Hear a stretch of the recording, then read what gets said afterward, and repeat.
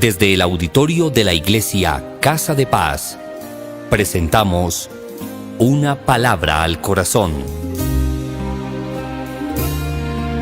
Hoy, el pastor Jesús Armando Herrera nos comparte el tema: el verdadero significado de la Navidad. Bienvenidos.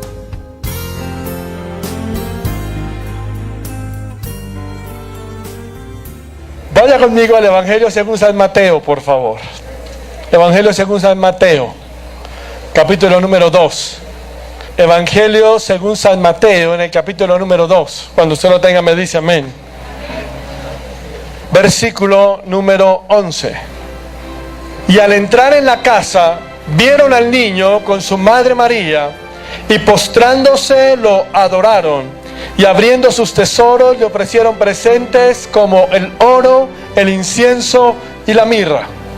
Le dieron presentes que fueron oro, incienso y mirra. Cierra sus ojos, por favor. Señor, en esta mañana te adoramos y te bendecimos. En esta mañana te damos gracias por tu amor, por tu fidelidad y por tu palabra.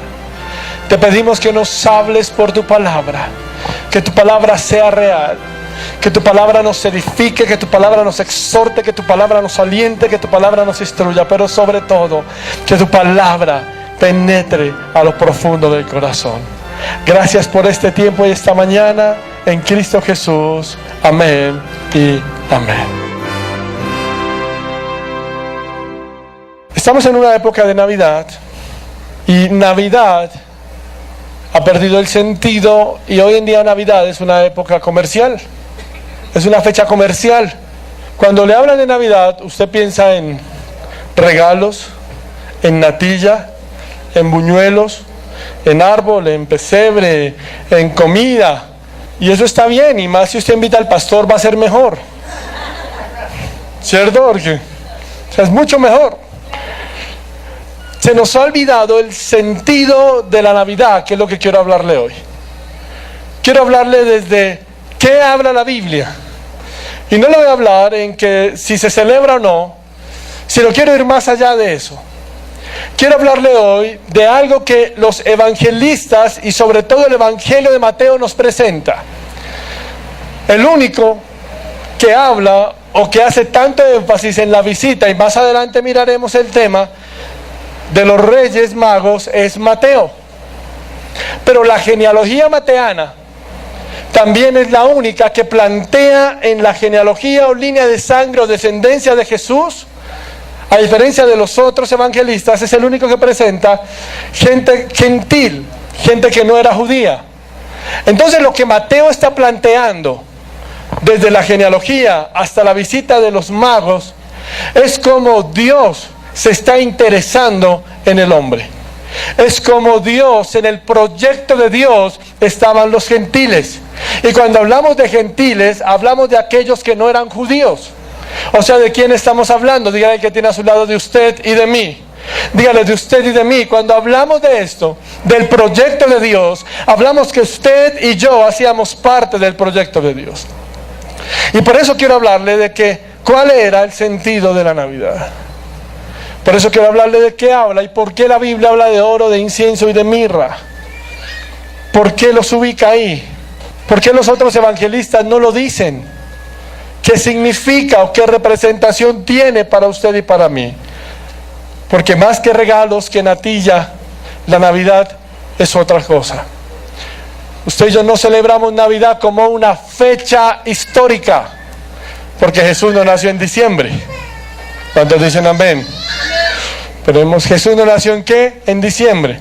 O sea, y no le estoy dañando la Navidad. El niño Dios no existe, Papá Noel tampoco, qué pena, lo desengaño.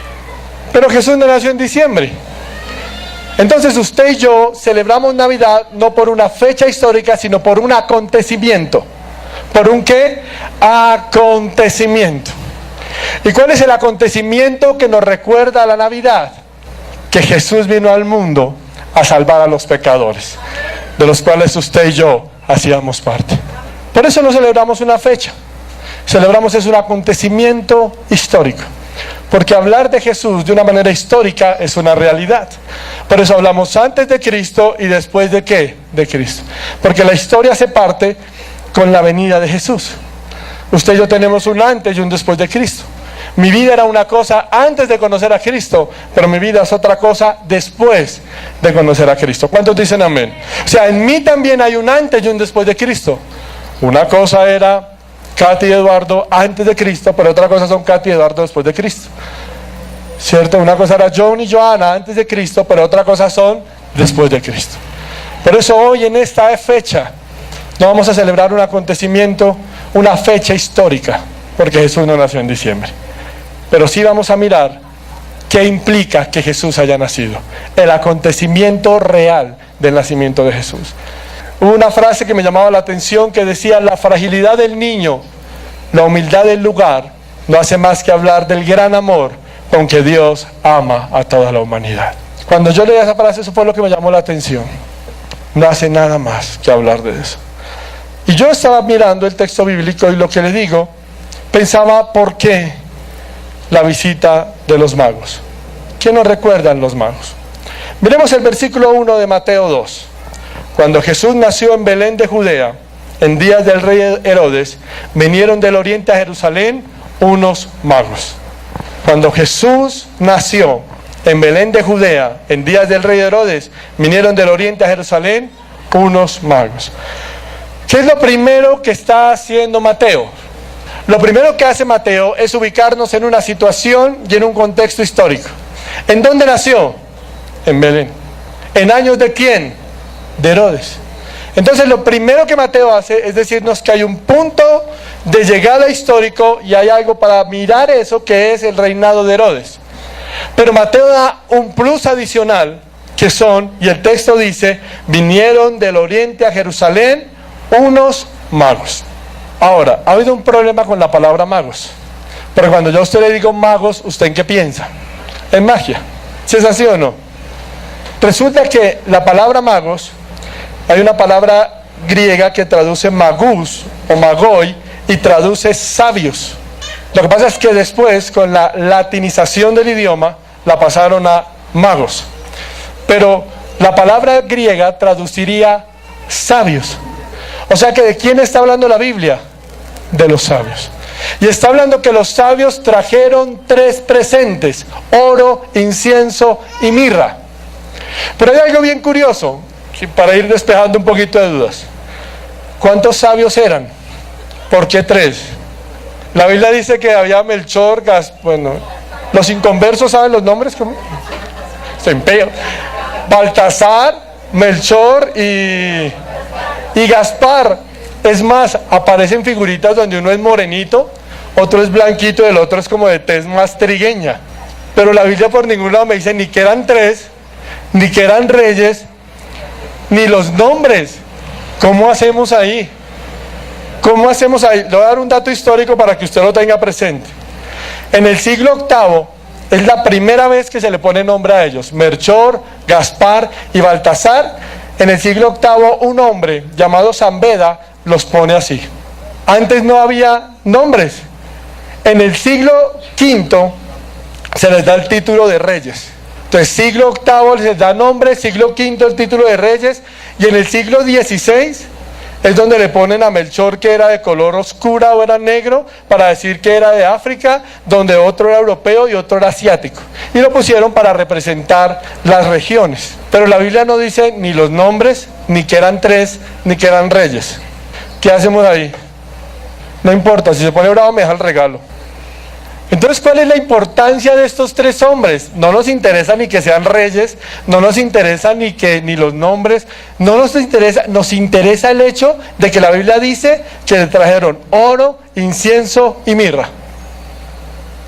Yo tenía un profesor que decía, si hubieran sido mujeres llevaban pañales, leche y algo de comer. Y dice, si hubieran sido mujeres, salen diciendo, si ve que no se parece al papá, yo le dije.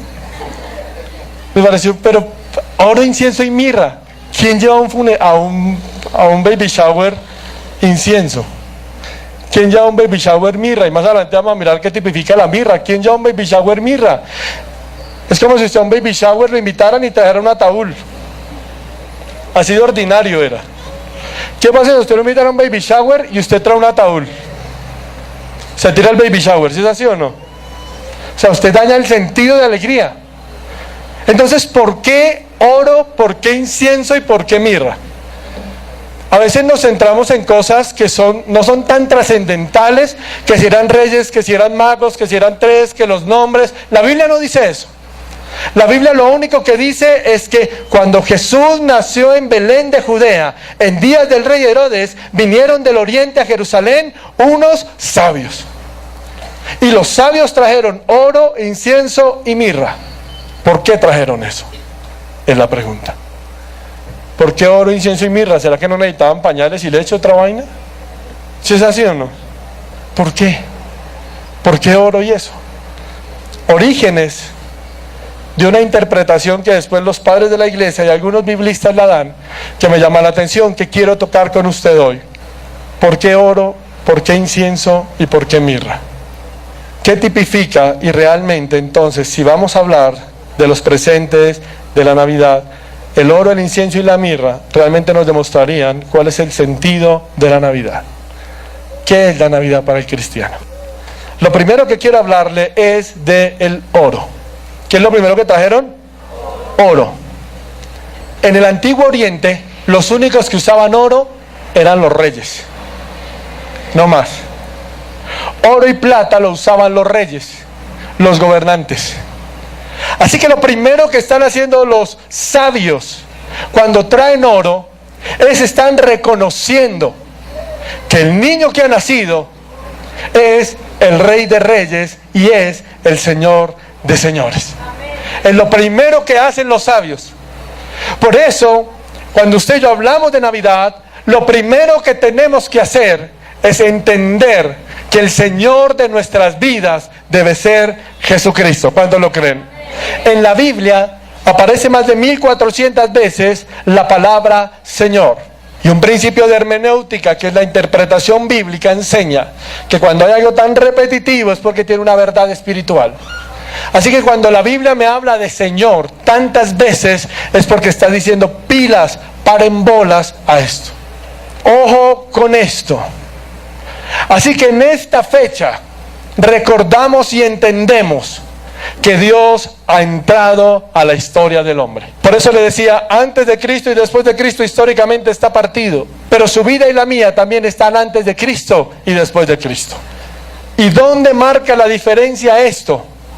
En que hago a Jesús el Señor de mi vida. Ahí es donde se marca la diferencia de esto. Jesús vino al mundo y vino a ser el Señor de mi vida. Así cuando yo hablo del primer presente que es el oro, lo primero que tengo que decir es: Jesús, tú tienes que ser el Señor de mi vida. Por eso, si quisiera darle teológicamente algún significado a la Navidad, tendría que decir que la Navidad tipifica o representa la encarnación del Dios eterno y todopoderoso en la tierra, donde Jesús viene a hacerse hombre para salvarme de mis pecados. ¿Cuántos lo creen? Pero de nada sirve si usted no lo hace Señor de su vida. De nada sirve si usted no hace a Jesús el Señor de su vida. ¿Y qué es hacer a Jesús el Señor de mi vida? Dígale al que tiene a su lado, es entregar la voluntad. En lo más mínimo, entregar la voluntad. ¿Sabe? Leí algo que me parecía muy bonito. Hace unos años se mudó para Houston, Texas. Un predicador, un pastor llegó a una iglesia. Poco después se subió al autobús este predicador para ir al centro de la ciudad. Al sentarse, descubrió que el chofer le había dado $1 de más en el cambio. Mientras consideraba qué hacer con la plata de más, pensó para sí mismo: voy a olvidarlo, es solo $1. ¿Quién se va a preocupar por tan poca cantidad? De todas formas, la compañía de autobuses recibe mucho dinero de las tarifas y no echará de menos. Él pensaba: lo voy a aceptar como un regalo de Dios. ¿Lo voy a aceptar como qué? Como un regalo de Dios. No sé usted cuántas veces le ha pasado que le dan de más y dice: ay, gracias Señor porque no tenía. Dice: ay, voy a sacar de ahí, antes voy a ir a diezmar. Y él dice: ay, voy a aceptarlo como un regalo de Dios. Pero cuando llegó a la parada, se detuvo el predicador y pensó de nuevo. Decidió darle $1 al conductor diciéndole: tome, usted me dio $1 de más. Y mire esto tan interesante. El conductor con una sonrisa le respondió: sabía que usted era el nuevo predicador del pueblo. He pensado en regresar a la iglesia porque estaba alejado.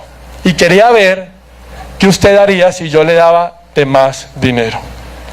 Dice que el predicador se bajó, se sacudió por dentro y dijo: oh Dios, por poco vendo a tu hijo por $1.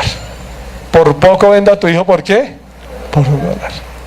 ¿Qué es hacer a Jesús el Señor de nuestra vida? ¿Qué es hacer a Jesús? Hacer a Jesús el Señor de nuestras vidas es obedecerle, rendir mi voluntad, empezar a buscarlo, consagrarme a Él. No hacer lo que a mí me antoje, sino a lo que Dios le agrade. Y eso cuesta.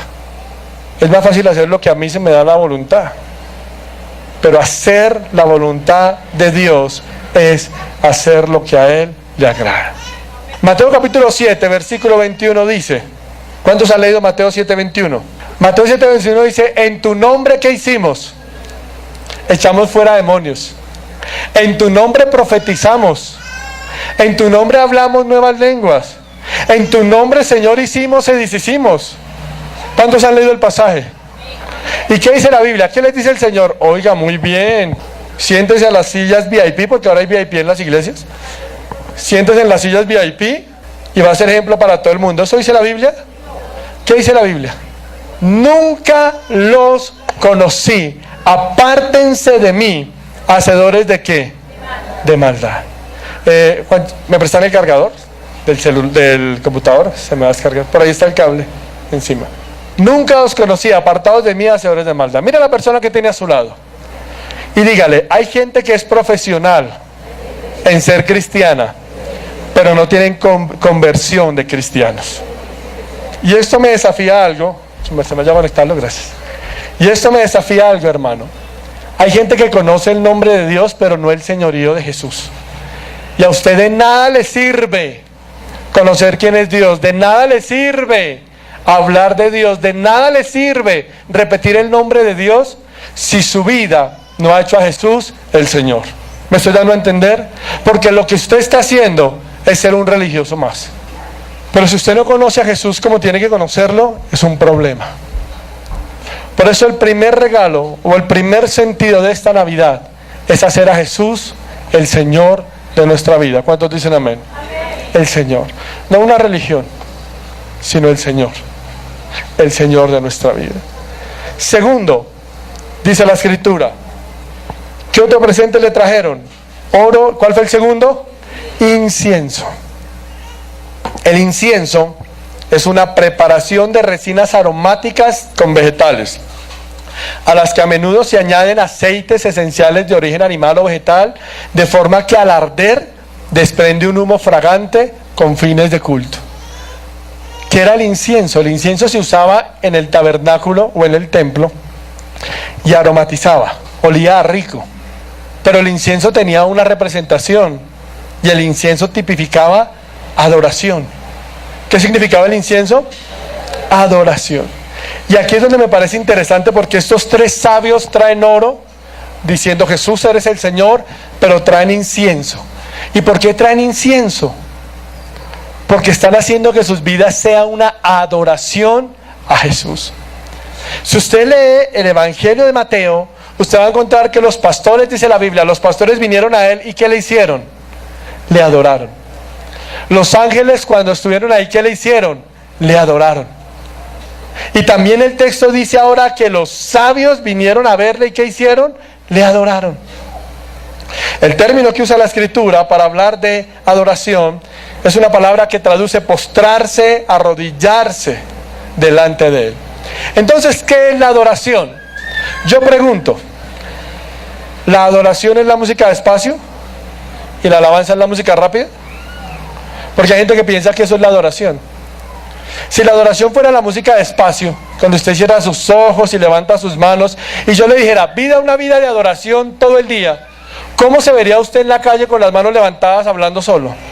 ¿Usted qué pensaría si ve a alguien caminando, hablando solo con las manos levantadas? ¿Usted qué va a decir? Ay, tan espiritual, Dios lo bendiga. ¿Usted qué dice? Se la fumó verde, si usted está loco. Perdón, uno dice está loco, eso es la fumó, está loco. ¿Será que esa es adoración lo que la Biblia dice? ¿Andar por la calle con las manos levantadas hablando solo? No. ¿Qué es adoración? Díganle a la persona que tiene a su lado, la adoración es un estilo de vida donde lo que hable, dígale, lo que piense, lo que diga, lo que escuche, debe adorar al Señor. ¿Cuántos dicen amén? En todo tiempo debe usted y yo adorar al Señor. En su universidad, en su trabajo. ¿Qué quiere decir esto? Que cuando usted está en su familia y cuentan el chiste verde, usted debe ser el que no se ríe. Usted debe ser el que dice, ay, tan bueno, yo tengo otro peor. Eso no es. Que cuando van por la calle con sus amigos, sus compañeros, y va un hombre o una mujer, porque es que a los hombres también los piropean hoy en día. Sí, yo no sufro de eso, menos mal. Pero si usted va por la calle con sus amigos o amigas y piropean a una mujer de la manera que no tiene que ser, usted no tiene que ser el que secunde eso, porque usted en todo lo que haga, en todo lo que diga, tiene que adorar al Señor. ¿Cuántos dicen amén? Es más, ¿a cuánto nos han sacado la piedra? ¿A los otros no? ¿A ustedes vienen en continuo mal genio? Ok, entiendo. ¿A cuánto se les ha sacado la piedra alguna vez? Cuando usted le saquen la piedra, aun cuando usted reaccione de mal genio, tiene que adorar al Señor. ¿Me estoy dando a entender? En todo tiempo usted tiene que adorar al Señor, porque usted es ejemplo y testimonio. Cuando la iglesia estaba en Mosquera, nosotros teníamos una reunión un día sábado a las 4 de la tarde. Los sábados es terrible andar. Nosotros íbamos en un carro, íbamos manejando, saliendo a la Cali para la 13, porque íbamos, la iglesia quedaba en Mosquera, íbamos por toda la 13, pasando el Éxito de Zona Franca, y un señor en un camión nos pegó una cerrada. Yo iba estresado porque íbamos tarde para la reunión, y yo puedo ser el pastor, pero pues soy humano y también se me sale el mal genio. ¿Qué hago? Porque soy humano. Y yo me estresé, y mi esposa me decía, ya, yo le dije, mire este man, yo voy con mis hijos, como nos cierra, y entonces yo aceleré para decirle, Dios lo guarde y se olvide donde lo dejó. Yo aceleré, pero el señor del camión aceleraba, y yo estaba con una rabia por la cerrada que nos había pegado. Yo iba afán, íbamos tarde, la gente nos estaba esperando, empezó a llamar, pastor, no ha llegado, ya estamos acá. Y yo iba detrás del carro, pero yo aceleraba, porque yo quería, pues obviamente no le iba a echar la cuela, pero sí le iba a gritar como, hola, sopenco, no se da cuenta, algo más evangélico, ¿no? O sea, algo... Entonces yo iba acelerado, el hombre voltea por donde tenemos que voltear, entró al barrio a donde íbamos. Yo le dije a mi esposa, ahí lo alcanzo porque es que es muy... ¿Cómo nos va a cerrar así? Entró a la cuadra a donde íbamos nosotros. Paró al frente donde íbamos nosotros. Y se bajó. Y cuando me volteé me dice, pastor, Dios lo bendiga. Yo dije, gracias Señor porque no me dejaste alcanzar. Porque a uno de mal genio tiene que adorar al Señor. Pero a uno le cuesta. Y cuando uno recuerda esta época, no es solo para que se acuerden ya, es para que tenga presente que su vida es una vida de adoración. Que lo que usted haga, piense y hable tiene que adorar a Dios. Que cuando la gente lo vea a usted, vea a Jesús. Mira a la persona que tiene al lado a ver si refleja a Jesús. Hay unos que hacen una cara. Vamos a hacer una cosa, usted lo va a volver a mirar después de que oremos y verá que de pronto se le parece. Dios debe ser adorado en todo lo que usted haga. Cuando usted, mire, perdóneme lo burdo del ejemplo, pero aun cuando usted esté lavando, planchando, cocinando, haciendo aseo, donde usted, lo que usted esté haciendo, debe estar adorando al Señor. En lo que haga, debe estar adorando al Señor. Los sabios, si vamos a mirar el sentido de la Navidad, no es árbol, natilla, ponque, no. Es acordarnos que número uno, Jesús es el Señor, pero número dos, que toda mi vida tiene que adorarlo a Él. Que todo mi corazón tiene que adorarlo a Él. Aun cuando usted piense que nadie lo ve, usted tiene que adorarlo a Él. Romanos capítulo 12, versículo 2, mire lo que dice. Romanos capítulo 12. Así que, hermanos, os ruego por las misericordias de Dios, que presentéis no os conforméis a este siglo, sino transformaos por medio de la renovación de vuestro entendimiento, para que comprobéis cuál sea la buena voluntad de Dios, agradable y perfecta. Vuelvo y leo. No os conforméis a este siglo. Dígale que tiene a su lado, no se conforme a esta vida. Cuando la Biblia está hablando, no nos conforméis a este siglo, no está diciendo, ay, usted debe tener más, casa, carro, beca, propiedades, no sea conformista. Eso no es lo que la Biblia está diciendo. Cuando la Biblia dice no se conforme a este siglo, sino transformados, el apóstol Pablo está usando la palabra griega metamorfo y habla de una transformación donde nace en el corazón del hombre y se manifiesta en su físico. ¿Cómo así, pastor? ¿Yo voy a cambiar? O sea que si era mona me voy a volver de pelo negro, si era ojiverde me voy a volver... No. Lo que la Biblia está diciendo es de que cuando Cristo está en el corazón del hombre, se refleja en la conducta del ser humano. ¿Me doy a entender? Por eso es que en todo lo que usted hace, la gente va a decir, él o ella son diferentes, a pesar de que sean hinchas de Santa Fe. Mira, a mí me pareció muy chévere la noticia de que hubo partido y que no hubo ningún muerto, porque la gente entiende que es un deporte. Yo una vez estaba en mi casa, estaba afuera con mi hijo y vi correr a 2 hinchas de X equipo, donde uno se metió a un negocio y cerró la puerta y el otro le pegaba machete a la puerta para que entrara. Yo decía, qué absurdo por una camiseta. Pero no tienen al Señor. Pero he visto cristianos que entonces no se dan machete, pero si no se saludan, no se hablan y se echan la abuela. Dígale que tiene a su lado, eso no es de cristianos. ¿Eso no lo va a entender? ¿Sí está conmigo? ¿Cuál es el sentido de la Navidad? El sentido de la Navidad, claro, los regalos. ¿Cuánto les gustan los regalos? La natilla, los buñuelos, Dios bendiga a los que han traído. Pero eso es, pues, demostrarle a la gente, número 1, que Jesús es el Señor. Y número 2, que mi vida es una vida de adoración. Que lo que usted haga, que lo que usted hable, que lo que usted vea, que lo que usted escuche, sea una adoración, aun cuando nadie lo ve. Aun cuando nadie lo ve. Porque hay gente que piensa que adorar es levantar manos donde todo el mundo me ve. La adoración se hace donde nadie lo ve. Antes de pasar al tercer punto, mire que en Cali había un muchacho que tenía un gran ministerio. Era un chino, el chino cantaba y era una manera como Dios se movía. Un día, el muchacho cantaba, predicaba, tenía un llamado pastoral muy lindo. Él iba a cumplir años y va para su casa porque su mamá le dice, ¿hay algún pepito acá? No. Que no diga que se la estoy echando. No. La mamá lo llama y le dice, Pepito, hazme un favor, dejé el horno o la llave del horno abierta, quiero que vayas a la casa y lo apagues. El muchacho le dijo a su novia, mi amor, acompáñame a la casa a apagar el horno, la llave del gas.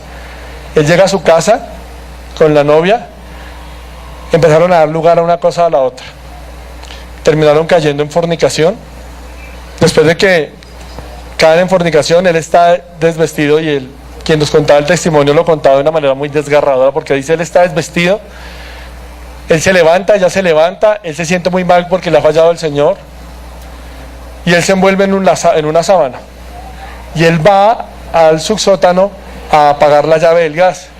Él prende la luz para apagar la llave del gas y estaba toda la iglesia diciéndole feliz cumpleaños.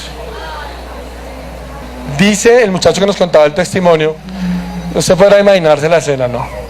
O sea, es fuerte. Él obviamente está envuelto en una sábana. Aunque Dios lo perdonó, él nunca pudo levantar su ministerio y terminó apartándose del Señor.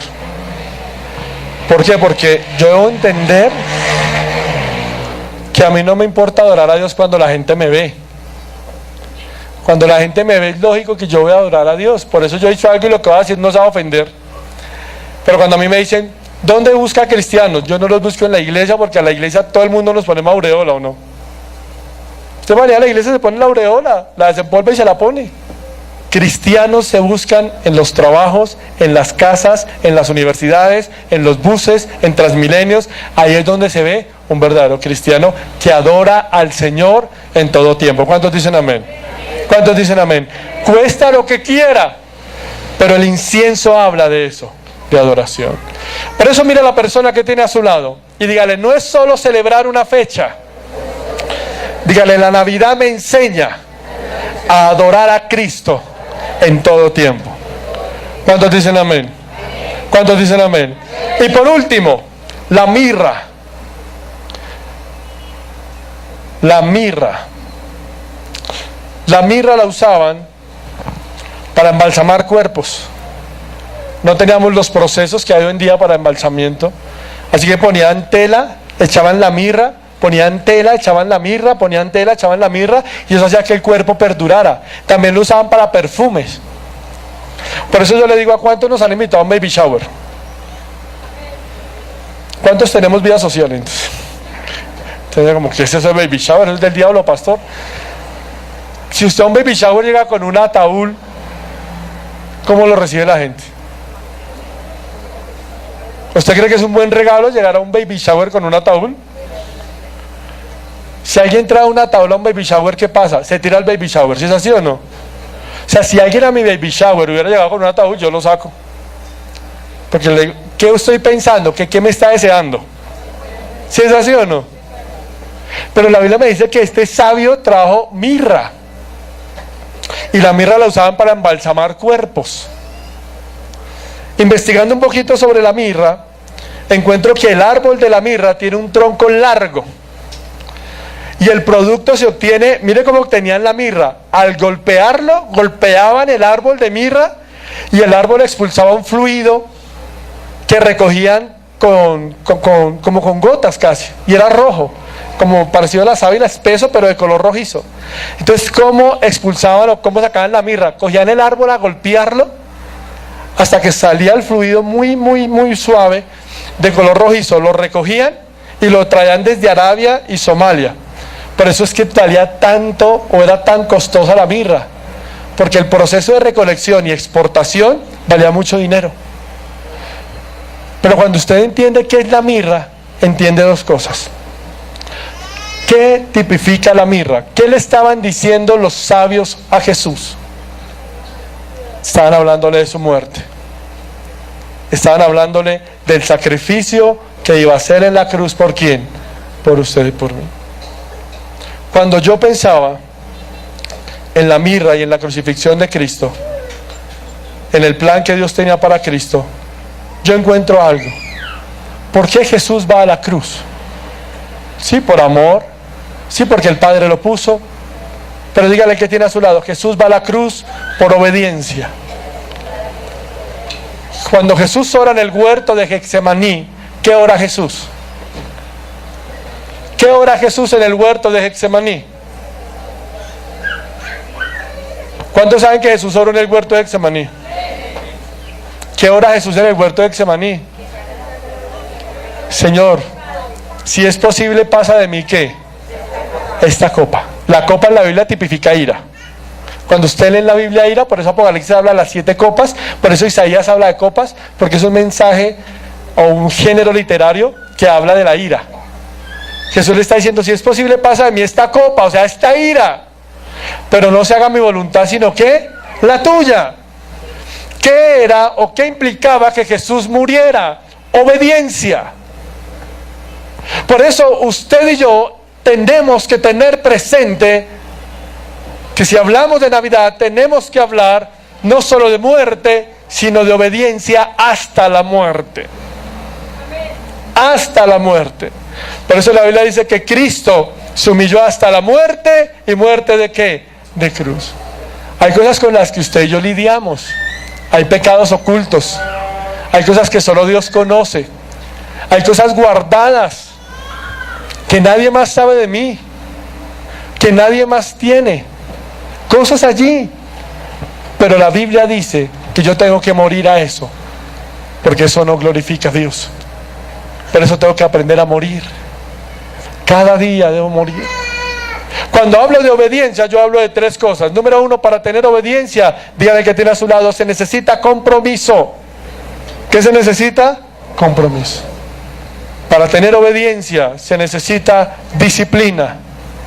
Para tener obediencia se necesita madurez. Y la madurez es la capacidad de reconocer que tengo que cambiar. Hay gente que piensa que todo el mundo tiene que cambiar menos ellos. Pero aquí no pasa, amén. Que no le pase como el pastor que estaba predicando. Y el pastor predicaba. Y a un hermanito que siempre que el pastor terminaba de predicar le decía: pastor, qué buen mensaje. Lástima que no vino la hermana. Al otro día predicaba el pastor. Y el hermano le decía: pastor, qué buen mensaje. Lástima que no vino el hermano. Tanto que necesitaba ese sermón el hermano. Y el pastor, cansado que cada 8 días el hermano le dijera: tan bonito, pero era para fulano, sutano. Nunca era para él. Entonces el pastor llamó a la iglesia. Les dijo: iglesia, el culto no va a ser a las 9 sino a las 11. Pero ninguno le avisa al hermano. ¿Algún Jorge acá? Que no digan que la estamos echando, ¿no? Bueno, no le dicen al hermano Jorge. Efectivamente llegó el hermano Jorge a las 9 de la mañana al culto, se sentó en primera fila y el pastor se arma un mensaje y predicaba, y el hermano Jorge lo miraba, ponía cuidado a un lado al otro, no llegaba nadie y el pastor predique y predique. Terminó de predicar el pastor, se le acercó al hermano y el hermano, como ungido, le dice: pastor, gracias. Qué buen mensaje, lástima que no vino a la iglesia. O sea, hay gente que nunca es para ellos, es para todo el mundo menos para ellos. Todo el mundo tiene que cambiar menos ellos. Pero aquí no pasa, amén. ¿Sabe? El morir es reconocer que tengo que tener compromiso, disciplina y madurez para aceptar. Por eso es que cuando hablamos de mirra, hablamos de morir. ¿Y a qué tenemos que morir? A la carne. ¿A qué tenemos que morir? A lo que a Dios no le agrada. ¿A qué tenemos que morir? A lo que no edifica mi familia, mi hogar, mi casa. Pero para eso necesito que ser sincero con Dios. Si yo no tengo a Jesús como Señor, si yo no adoro a Jesús con toda mi vida, no voy a poder morir a lo que no agrada al Señor. Necesito morir. Por eso Juan dice: es necesario que yo mengüe para que ¿qué? Él crezca. Si usted no mengua, ¿cómo quiere Jesús crecer en usted? Si usted no se encarga de ir muriendo cada día, ¿cómo Jesús va a poder verse en usted? Por eso yo empecé diciéndole: en usted y en mí también hay un antes de Cristo y después de Cristo. Una cosa era Jesús Herrera antes de Cristo, pero otra debe ser Jesús Herrera después de Cristo. Una cosa es usted antes de Cristo, pero otra cosa debe ser usted después de Cristo. Pero para que se vea la diferencia entre antes de Cristo y después de Cristo, usted debe morir. Y morir a lo que no le agrada al Señor. Sentimientos que no son de Dios, pensamientos que no son de Dios, reacciones que no son de Dios, situaciones que no son de Dios, debe morir. Por eso cuando usted piense en Navidad, no piense solo en regalos, comida, buñuelo. Piensen que Dios tiene que ser el Señor. Piensen que su vida tiene que adorar al Señor. Y piensen que su vida tiene que morir cada día para que Cristo viva en usted. Es el sentido que tenemos que darle. ¿Por qué no cierra sus ojos donde usted está, por favor? Con sus ojos cerrados, comienza a adorar al Señor. Comienza a adorar al Señor por un momento. Te damos gracias porque tú eres Rey. Señor, en esta Navidad no queremos pensar solo en obsequios, en comida, en regalos. Señor, en esta Navidad queremos cuál es el sentido de la Navidad. No celebramos un acontecimiento histórico, una fecha, sino un acontecimiento histórico. Y es que Jesús vino al mundo. Yo no sé qué tan comprometidos estamos con Dios, qué tan maduros estamos en nuestra fe. Yo no sé si Jesús realmente es el Señor de tu vida y de tu corazón. Cuando Jesús es el Señor, tiene la soberanía sobre mi vida.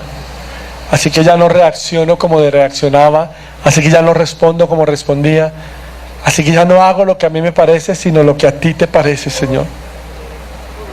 Cuando Jesús es el Señor, mi vida entera lo adora, mi hogar lo adora, mi familia lo adora. Cuando Jesús es el Señor, yo muero a lo que a Dios no le agrade, a lo que a Dios no le guste. Por eso yo quiero hacerte una invitación hoy. Si tú tal vez quieres decirle: Señor, como aquellos sabios que trajeron oro, incienso y mirra, yo hoy quiero traer algo para ti. Mi vida, mi corazón, aún lo que no te agrada, lo quiero traer hoy y dejártelo a tu altar. Lo que no te agrada, quiero entregártelo hoy, Señor, para que tú tomes control. Así que si tú en esta mañana dices, yo quiero entregarle a Jesús, quiero que Él sea el Señor, quiero que mi vida sea una vida de adoración, quiero caminar con Él, quiero morir a lo que a Él no le agrada. Si es el deseo de tu corazón, yo quiero invitarte que donde tú estás te coloques sobre tus pies. Y si te colocas sobre tus pies, quiero invitarte que levantes tus manos al cielo. Y que lo haces porque sientes, Señor, yo tengo hoy que hacer algo en algún área.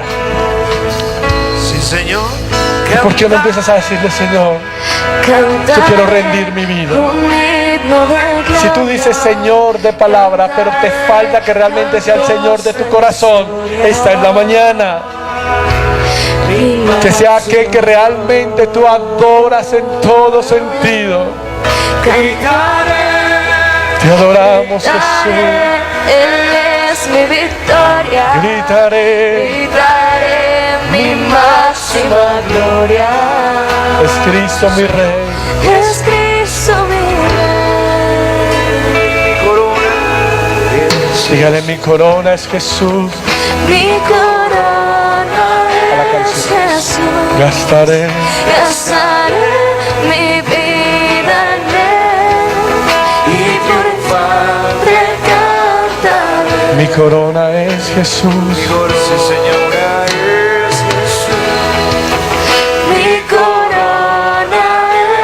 Gastaré mi vida en Él. Gastaré mi vida en Él y por siempre cantaré. Dile, yo cantaré. Cantaré, cantaré un himno de gloria. Cantaré al Dios de mi historia. Mi máximo amor.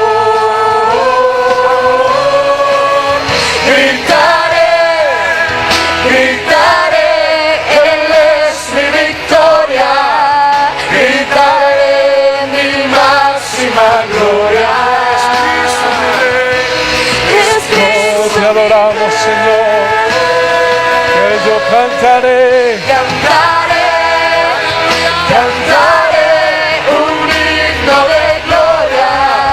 Cantaré al Dios de mi historia. Dígale, mi máximo amor.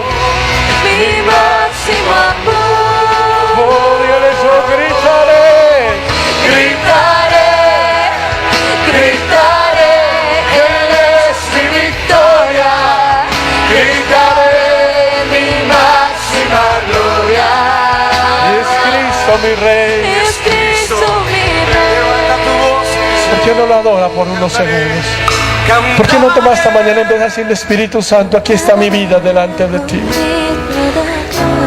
¿Sabes? Si por el Espíritu usted siente que hay cosas que tiene que dejar, dígale, Señor, hay cosas a las que debo morir, que me cuesta, que me duele, que me hacen daño, pero hoy quiero entregarlas a ti. Hay cosas que le hacen daño a la gente, Señor, que me rodea, pero hoy quiero entregártelas a ti, Señor. Hoy quiero entregártelas a ti. Si tu vida no es un olor fragante, una adoración al Señor, esta es la mañana para que le digas, Señor, que mi vida sea una adoración para ti, que lo que hablo, que lo que digo, que lo que pienso, que lo que hago sea adoración para ti. Tal vez esta mañana necesitas decirle, Señor, yo hoy quiero hacerte el Rey de mi vida. Como aquellos sabios trajeron oro reconociendo que tú eras el Rey de reyes y el Señor de señores. Hoy quiero decirte, Señor, sé tú el Rey de mi corazón, el Señor de mi vida. Que mi voluntad sea la tuya, que mi voluntad sea la tuya, que mi voluntad sea la tuya, que mi voluntad sea la tuya. Quiero adorarte en todo tiempo, quiero entregarte lo que a ti no te agrada. Quiero entregarte lo que a ti no te agrada, Señor. Todo lo que a ti no te agrada, te lo quiero entregar hoy.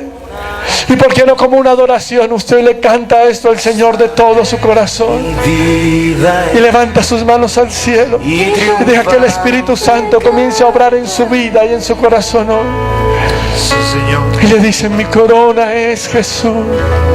Mi corona es Jesús. Gastaré mi vida en Él. Gastaré mi vida en Él. Y por siempre siempre cantaré. Mi corona es Jesús. Dígaselo. Mi corona es Jesús, gastaré mi vida en Él Y triunfante cantaré. Mi corona Oh, tú eres nuestro Rey.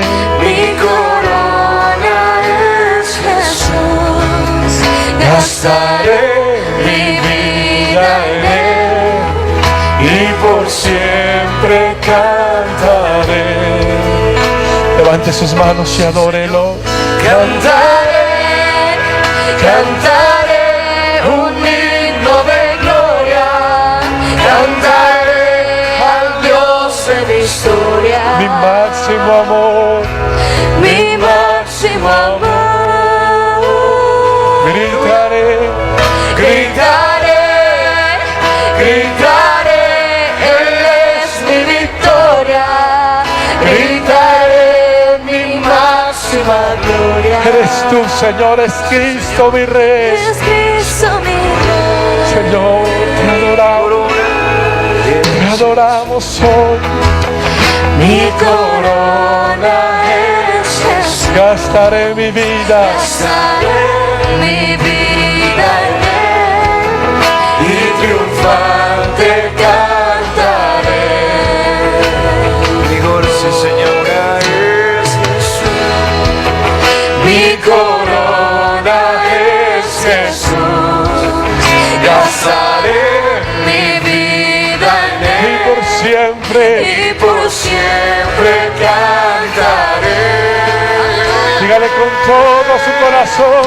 Cantaré, cantaré un himno de gloria, cantaré al Dios de mi historia, Mi máximo amor. mi máximo amor. Oh, gritaré. Gritaré, gritaré, Él es mi victoria, gritaré mi máxima gloria. Es Cristo mi Rey. Cantaré, cantaré un himno de gloria, cantaré al Dios de mi Mi historia, máximo amor. mi máximo amor. Gritaré, gritaré, Él es mi victoria, gritaré mi máxima gloria. Y es Cristo mi Rey. Es Cristo mi Rey. Quiero para terminar con sus manos levantadas. Hoy le dice, Señor, la Navidad no son solo regalos, la Navidad, Señor, no es comida, la Navidad no es, Señor amado, algo comercial, sino la Navidad me recuerda que tú debes ser el Señor de mi vida. La Navidad me recuerda que mi voluntad está sujeta a ti, Señor. Estas fechas, Señor, no son para solo comercializar, es para mostrarle a la gente que nuestra vida es una vida de adoración. Es una vida de adoración. Es una vida de adoración. Que mi vida es de adoración, que mi familia es de adoración, que mi hogar es de adoración. Señor amado, y sobre todo a morir a lo que a ti no te agrada. Hay tantas cosas con las que luchamos que no te agradan, Señor. Hoy te entregamos nuestras luchas, nuestras cargas, nuestras dificultades, aún nuestros pecados ocultos, te los entregamos a ti, Señor. Y te pedimos que nos des vida y vida eterna, vida y vida en abundancia. Oh Señor, aún lo que no te agrada, lo que nos hace daño, hoy te lo entregamos a ti. Y te decimos, Señor, en obediencia, nos rendimos a ti. Nos rendimos a tu señorío, a tu voluntad y a tu amor. Y te damos gracias porque tú eres real. Gracias porque tú eres bueno. Gracias, Señor, porque viniste a morir en una cruz por mis pecados. Gracias, Señor, porque viniste a darme vida eterna. Gracias, Señor, porque me hiciste diferente, porque una cosa es mi vida antes de conocerte, pero otra cosa es mi vida después de conocerte. Gracias por esto tan hermoso, porque me das el privilegio de hablar aún a otros de que eres real y de que tienes un plan, Señor. Te amamos, te bendecimos y te exaltamos en esta mañana y te damos gracias, Señor, en Cristo Jesús. Amén, amén y amén. Porque una ofrenda de palmas al Señor, que Él es bueno y que Él es fiel hoy. Y le dice: gracias, Señor, gracias, Rey. Tome su lugar, es tan amable.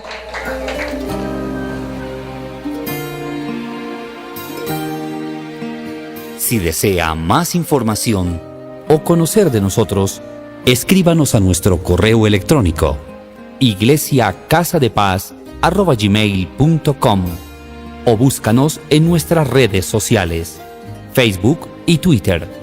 Y para volver a escuchar esta prédica, te invitamos a conocer nuestro canal de YouTube. Iglesia Casa de Paz. Más que una iglesia, una familia.